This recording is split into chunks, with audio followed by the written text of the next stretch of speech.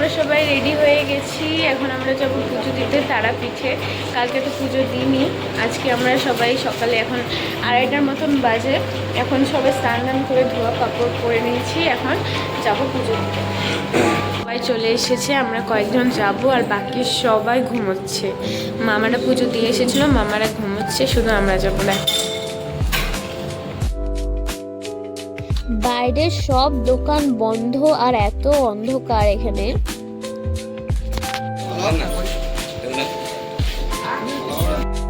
তো এখন নিয়ে নিয়েছি মায়ের জন্য হচ্ছে একটা জবা ফুলের মালা।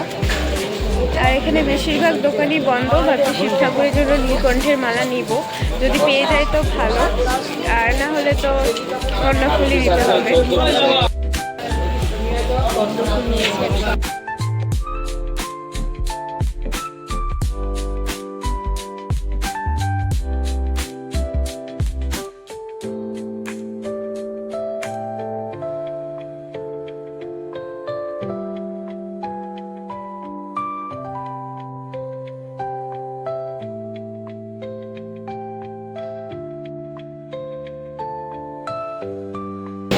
তো এখন আমরা বসে আছি লাইনে। এখন আমাদের আগে 200 জনের মতন লোক আছে, ওরা আগে যাবে, তারপরে আমাদের এখনো মনে হয় 1 ঘন্টা লাগবে। এখন 5টা বাজে, আমরা আসছিলাম যখন তখন 3টার মতো। অন্ধকার চারিদিকে, এখন আস্তে আস্তে আলো হচ্ছে চারিদিকটা। আর এখানে ব্যবস্থা ভালো, গরম লাগছে না, কারণ এখানে ফ্যান ট্যান দেওয়া আছে, বসারও জায়গা আছে।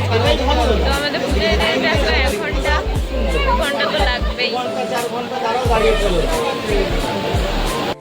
আমাদের পুজো এখন ভালো মতনই হয়ে গেল, সুন্দরভাবেই হয়ে গেল। ওখানে পণ্ডিত ছিল, তো সুন্দর করে দিল, কিন্তু ভিতরে বেশিক্ষণ থাকতেই পারিনি। ওখানে শুধু মাথা ঠেকিয়ে ফুল দিয়ে বের করে দিয়েছিল। আর ধূপকাঠিগুলো তখন জ্বালাতে দেয় না, বাইরে জ্বালাতে হয়। তখন আমরা যাচ্ছি হচ্ছে রুমে। তো পূজা দেওয়ার পর মন্দিরের বাইরে অনেক দোকান ছিল। এটা আমরা রাত্রে ঘুরেছিলাম, আর সকালের দিকেই পুজো দিয়ে মা বলছিল যে কিছু ফটো কিনবে মায়ের। তো ফটো, ব্যাগ, অনেক কিছু কেনা হয়েছে।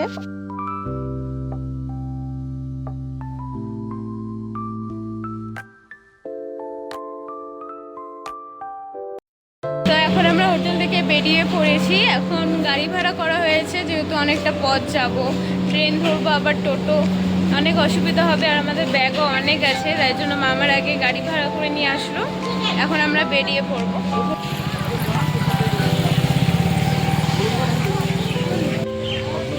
এটি হচ্ছে শ্রী বামাখ্যাপার বাড়ি, এখানেই তিনি থাকতেন।